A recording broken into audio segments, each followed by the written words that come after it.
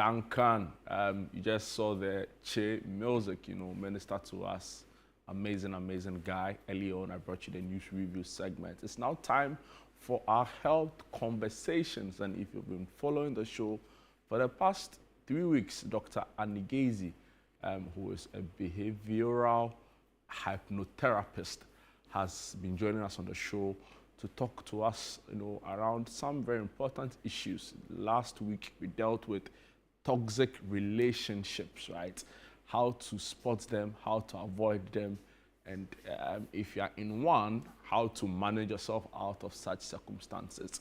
Of course, big conversation. We couldn't exhaust all of it, and we would want to continue from where we left off last week. It's an absolute honor to have Dr. Gaisie join us via Zoom virtually.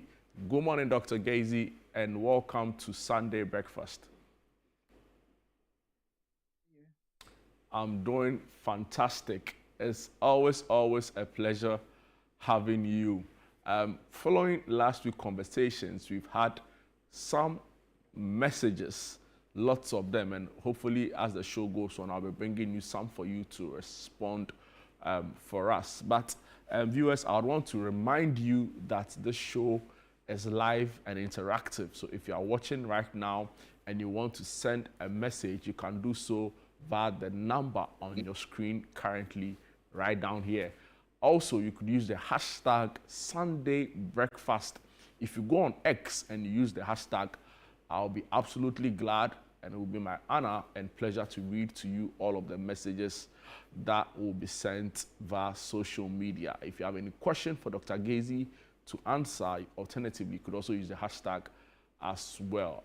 So Dr. Gaisie, again, good morning and thank you for joining us. I wanted to just recap for us some of the highlights of last week's discussion, then we can delve into what you have for us for today. Right. So good morning again. Highlight for last time, we're talking about toxic relationships. About why do people stay in toxic relationships? I think we talked more about, because of time, we talked more about relationships in terms of spouses and why people stay. And in the first place, I think I really talked about what is toxic relationship and why do people go into relationships in the first place. So we were delving into other relationships in terms of colleagues relationship, being in an environment, could even be a religious organization like churches, and that why people go in there, and then why do they stay in the relationship. So today it's about really looking at various aspects of toxic relationship and why people stay in. I think is very important, because sometimes we don't realize that the relationship, we're not even aware that the relationship we're in is toxic, unless somebody highlight or is really impacting on our health and our daily functioning. Interesting.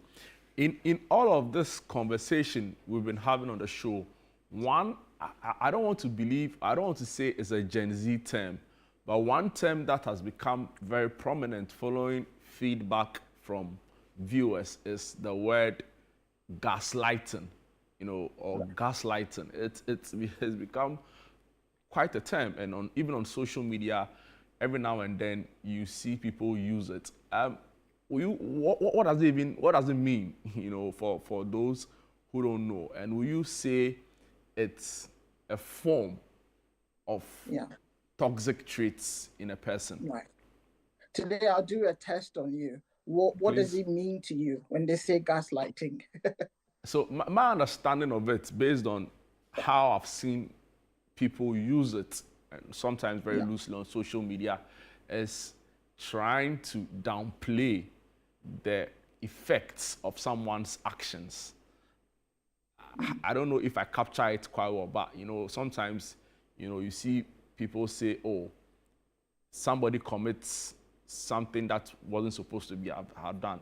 Somebody engages in unruly behavior and sorts of tries to use the victim's response as a defense to his actions. I don't know if that is what it is or there's more to it. Maybe you can tidy it up for us. I think, yes, I know. I think you've actually summed it up really well in terms of, gaslighting comes under what do you call domestic abuse or abuse. It's a form of abuse, and sometimes people don't see these things coming, and people don't place, um, do not place, do not acknowledge that this is actually what is happening. And I think people are so busy trying to really make something happen when it's not happening. Yeah. Because it's a form of psychological manipulation where someone makes a person or a group of people doubt their own memory or perception of everyday events or the reality of life. So it comes under like power and control, and it happens a lot in relationship. If I do this, then I make you feel that. If I do that, then I make you feel, I make you feel small, or I make you respect me. So in a sense, it's like, I need to let you respect me. I need to let you, what you're saying is wrong. You're not right. And remember that relationship, there is a lot of emotional involvement or emotional investment. That's the right word in relationships. So if one party uses maybe, because let's just put it in quotes, love or whatever it is that is going on, to actually manipulate or make the other person feel actually not acknowledging that what they're saying or what they're doing is real, or it's your fault. But they won't say it to your face, but it's just how it's phrased or how the behavior is, as if your work is not important, mine is. Your career is not important, mine is. Your money is not important, mine is. Or your money is important, and without you going to work, even though maybe you're having a very bad time at work and you need time off or you're ill. So what do we do? How do we pay the bills? How do we do this? How do we do that? So in a way, it's, you're manipulating the person by making them feel that because they are not going to work, it's their fault that the house is falling apart or the relationship is falling apart. But what about the part that you play in that? Have I made myself clear? Absolutely clear, except that I have a follow-up question. You use the word manipulation. Will you say that is a whole different instance, or it's a whole different term on its own, or it's a form of gaslighting under the bigger subject of abuse? Yes, it comes under gaslighting and it comes under abuse. When you're manipulating somebody in a relationship, even when you're manipulating somebody in the office or in what you call it, corporate world or religious world or in a home or wherever it is, you're manipulating them. That's an abuse because you're using your power or your influence. So let's say a boss and then their staff, because you know that you are in control or you're the one who maybe does the financial bit, you pay me, or you're the one who signs my check, or you're the one, if I do anything, I could lose my job or my promotion will not happen. And then because of that, you use that to say, oh, you know what, actually, I need you at 7 o'clock, when you know that officially I start at 9. You try to touch me, or times that I'm not supposed to be at work, you said, oh, let's go to this function, let's go to that event, let's do this, let's do that. You are manipulating me. You are abusing me because you're abusing the fact that you are in position. It's about control. You're in position that you can do these things. And I think it goes directly with the topic for today. Why do we stay? What if I lose my job? What if this man walks away? What if this woman walks away? If I don't give her the money, if I don't, I won't even say if I don't treat her right, because that's just a right word to use. But if I don't do the things that they are making me do or say or whatever, I'll use my privileges. I'll lose my opportunities. So so manipulation, it's a form of abuse. It's one of the biggest whatever forms of abuse, by manipulating somebody to do all sorts: sexual abuse, physical abuse, emotional abuse. It all comes under that. Financial abuse. You manipulate people using different ways to do that. Sometimes people think that, oh, I have to say, you know what, pardon my language, Jude, but like, Jude, you're stupid, to actually insult you, or you're ugly. No, there are ways that I can say, oh my God, this trousers doesn't look good on you, or your shirt. Every time you're wearing a blue shirt, can you not wear another color? Indirectly saying that actually you don't look good in blue, or you're stuck to this, or your trousers doesn't. So people use ways. Sorry, carry on. Let me just derail a bit and we'll come back to the Yeah, of conversation. course. Yeah. So with what you've just said, there are often at times where people also, to an extent, or maybe genuinely mean well, right, in Yeah. how Yeah. they communicate. It sometimes Yeah. doesn't come off very well, but maybe you can say or assuming that they genuinely mean well. So for example, if you see someone who's a friend in a relationship with, you know, indulging in practices that may lead to gaining weight in an unhealthy manner, how do you then go about communicating so it doesn't appear offensive and manipulative? Yeah. You know what? That's a very good question and statement as well, because I'd have to in this just go out of being professional or whatever and say there was a time, or there were times that moving back to Ghana and that I used to struggle with how some people speak. I used to struggle with the fact that, it's like how they come out so strong, or maybe they send a message and I'm thinking, can you not even use please first, or just say something? Or what really used to irritate me was somebody just saying hi. I'm not saying hi is a bad word, but it's like, hi, what? Hi, Annie. Hi, doctor. So it's how we communicate and the people that we're communicating with them. So gradually, I got to know that it was something that was the norm. It doesn't matter a person's social status or whatever. They actually like using the word hi. But I struggled with that. I also struggled with somebody saying, oh, love, sweetheart, and all that. I'm thinking, I'm not your sweetheart. I'm not your love.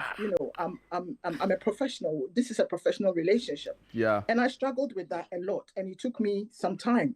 So it's about knowing who you're dealing with, how you're dealing with the situation, and what I'm sure by saying this now, Jude will never call me love or sweetheart again, but we've never done it. But I'm just saying I feel that you. it's about knowing that how do we approach this situation in a calm way or in a language that people understand. Our Ghanaian language, sometimes some of them can be a bit loud. And if you're not careful, somebody would interpret it as, why are you being so aggressive? You can tell me without raising your voice. You can tell me without using insults. Again, we have some of our comedies that you see on social media and that they are funny, but they are full of insults and that. And sometimes people will send some to me. I'm thinking, okay, it's funny, but also the language is too strong and bad or whatever. But maybe if I show the same thing to somebody else, they will laugh. I get But you. I'm just thinking, do you not crack a joke without offending me, or being abusive about what you're saying? So we have to look at the environment. So, yes, I'm trying to tell you that comb your hair every day or brush your teeth every day. But how do I say it so that you don't feel that I'm trying to tell you that your breath is bad? So I can go to my friend and say, you know what, actually, I'm going to say something. It's not a comfortable thing for me, and I'm sure it won't be a comfortable thing for you. But you have to remember that I'm the only one who will tell you this. See how I'm going about it? I'm the Yeah. only one who will tell you this, because I will tell you this. Somebody won't tell you, but maybe you might not get get far with the things that you want to do. I realize that maybe it's the toothpaste you use or your toothbrush is a bit old. If you can get a new one, that would be great. I can even suggest and give them one. As a human being, the person might feel offended, but also the fact that I've put that, remember we are friends, remember I care, remember the same if my staff is doing something and I want to tell them, actually, how you write your stuff, maybe your grammar is poor, whatever. I really like the content, the information you put. So you start with positive. When you're trying to talk to somebody, it's the same with email. Start with positive. Then as you go along, you state clearly that this is what. So yes, the content of your work, the story you're telling is brilliant, but I think that you could do a bit more. When you finish, can you edit it, or get somebody to just proofread it for you?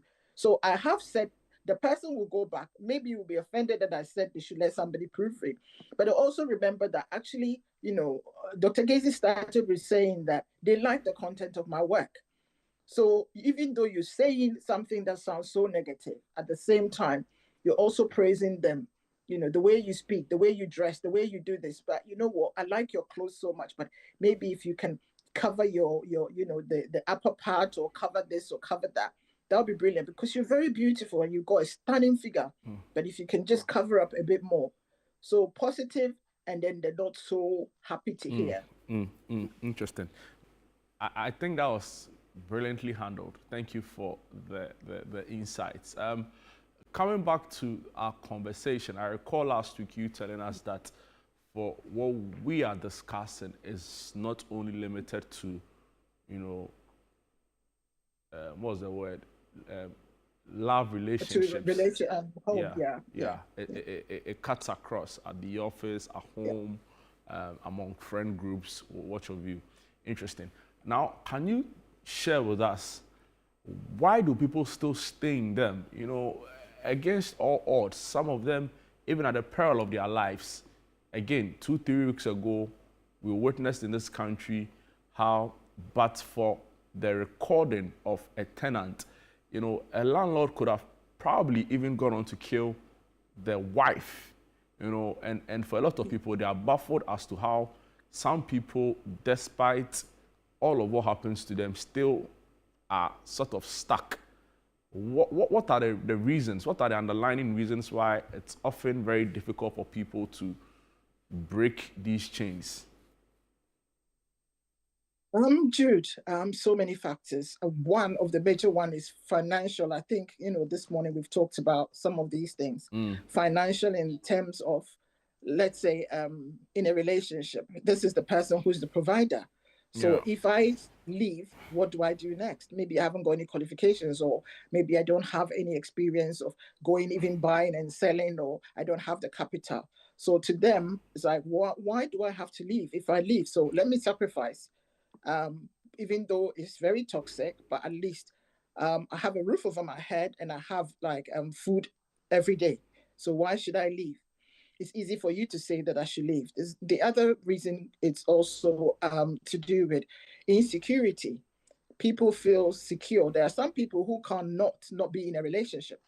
You know, somebody would say, really? Yeah, there are some who would just move from one to the other. So as soon as they are at home, maybe with parents or guardian, they move out of home, they have to be in another relationship. Um, so with such people, so it's about insecurity, it's about low self-esteem, low self-confidence. So I need to be with somebody to function, to feel that, I'm also somebody. So without that somebody, they don't feel that they're able to cope. Wow. Staying because I have to stay in because of the children. I have children with this man or this woman. So I leave. Maybe the person would even say, I come from a broken home. I wouldn't want my children to go through that. I wouldn't want to be with another man or another woman looking after my children. And you hear that all the time. I don't want another woman to look after my children. Or a man would say, no, I went through hell. So I'm not allowing another man to be with my children. So I am staying, even though they know clearly that the relationship is not working. Then we go to the office bit as well. Like, it took me forever to work my way up to this level. So you want me to quit when maybe in the next 2 years or so I have promotion or my pension, or it's like this job has got insurance, life insurance, this, that with it. So if I leave health insurance, all that I'm going to lose, and maybe I even have to start from the bottom. And these days, it's not easy to get a job. I think when you start, you talked about, may their souls rest in peace, about the young ones, our youth who lost their lives when they were just trying to look for a job. So if I leave this job, I haven't got anything lined up. So I might as well sacrifice and stay here.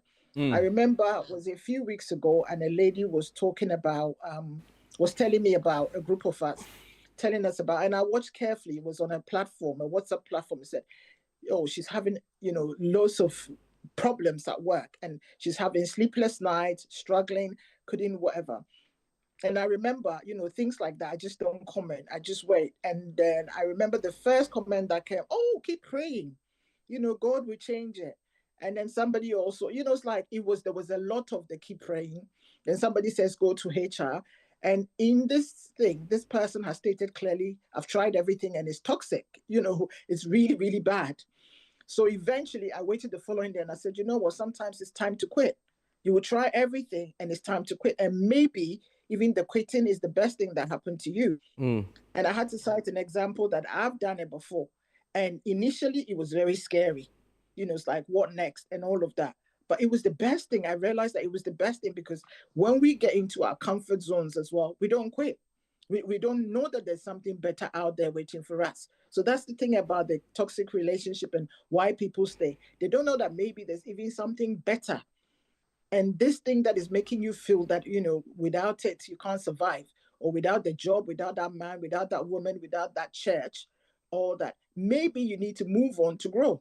Yeah. So people are not aware of these things, and the fear of the unknown, which is part of this. People are so scared that they are not prepared to even try it out. So they sacrifice their life, their health, their emotions, everything going through this toxic relationship.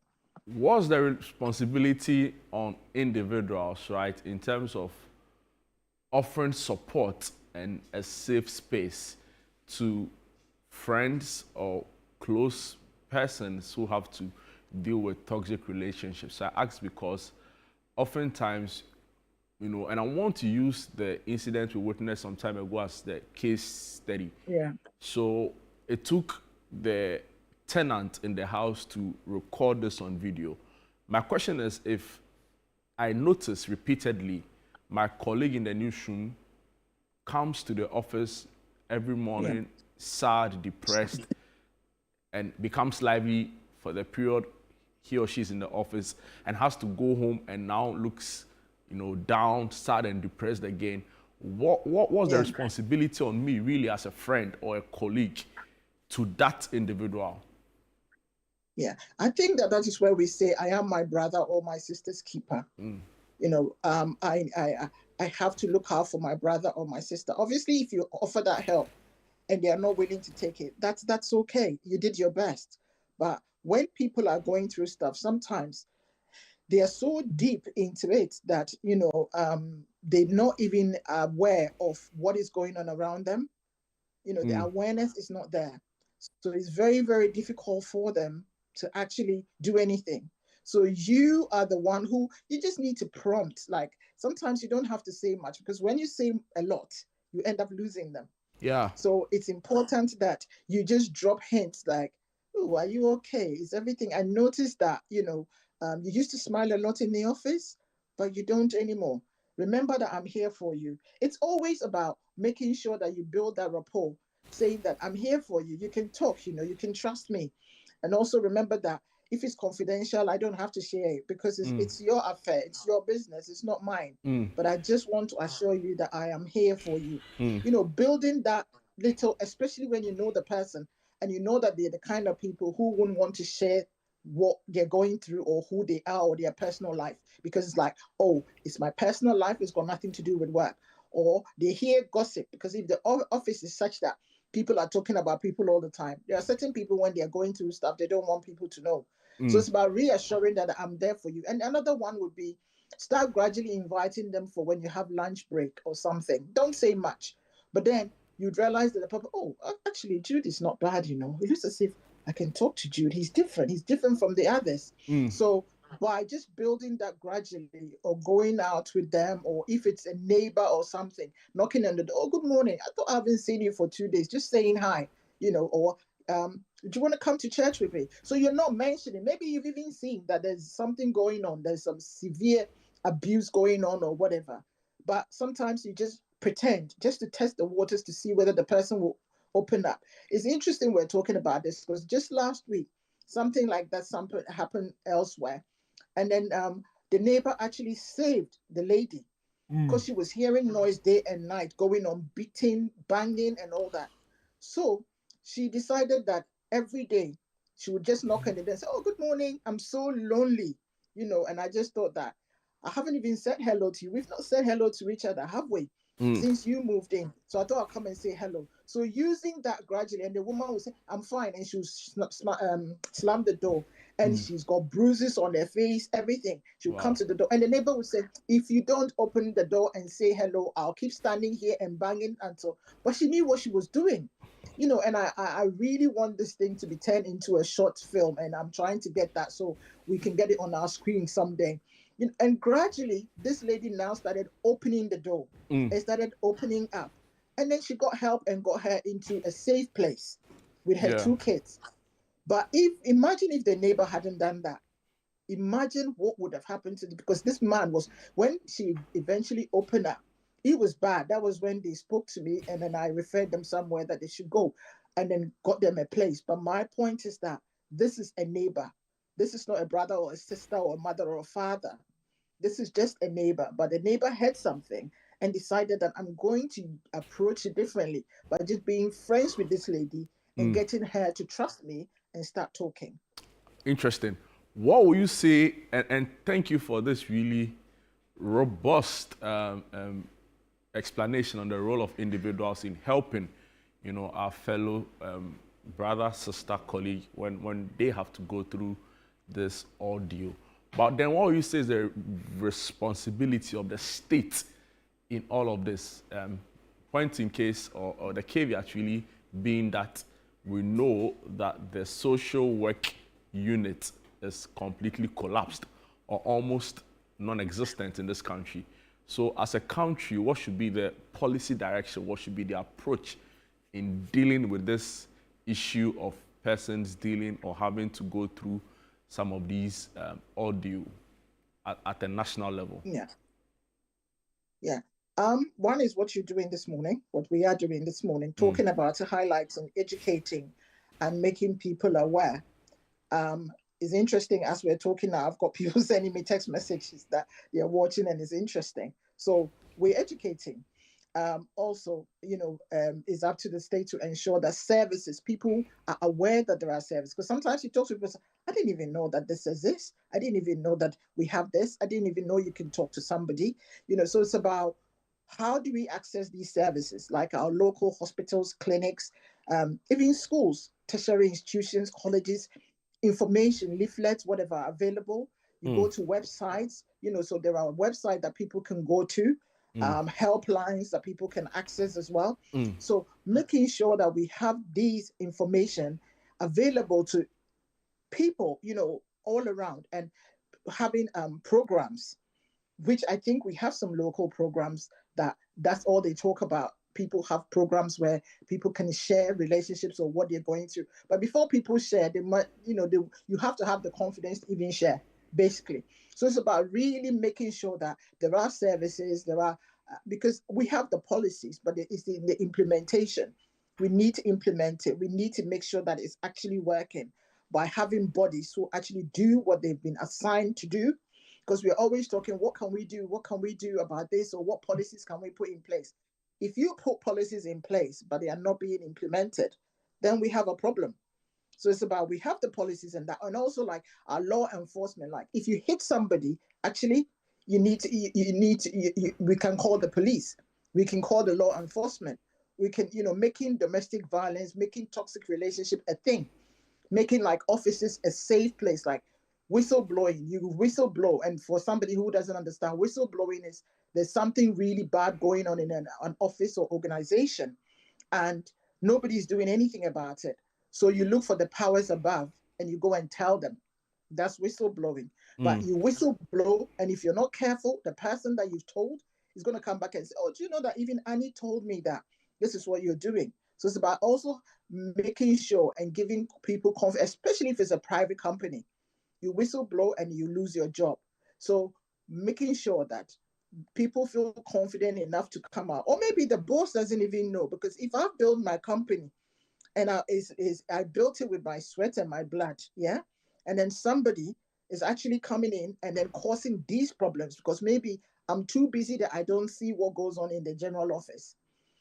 So if you come to me and say to me, oh, Annie, do you know what? Actually, do you know that every morning we are made to do ABC, or we're made to come in at 6 a.m. when we're supposed to start at 9. Flexible working hours are not working. Maternity hours are not working. Paternity, and maybe I'm not aware because I'm too busy building my empire. I think that somebody should be able to feel that confident to come forward. And if you're in a position as well that you should be able to go to the office or the staff or whatever and talk to them. Keep having conversation with the ordinary person that you would normally not have conversation with. Have conversations with the cleaner and say, how are you doing? And that it makes them feel special, and it makes them feel that they belong as well. And in the home as well, if you've got friends, if you've got family, You don't see your sister, you don't see your brother, or you as a person. You need to communicate. So we are all responsible. When we talk about the state or the country or what can we do, everybody is responsible, top, bottom up. We are all responsible for making our environment safe for us.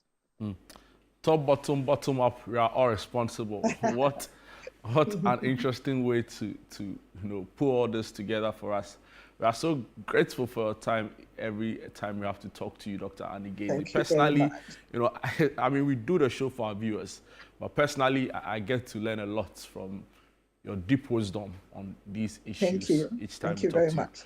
you. Dr. Thank you. Annie Gaisie is an addictive behavioral specialist and also hypnotherapist, because she does a lot within the space, helping us through the conversation on, we started last week on toxic relationships, why people stay in them, and offering very, very deep insights into how to manage it and the role of everyone, myself, you, and of course, government, in making sure that we curb this canker.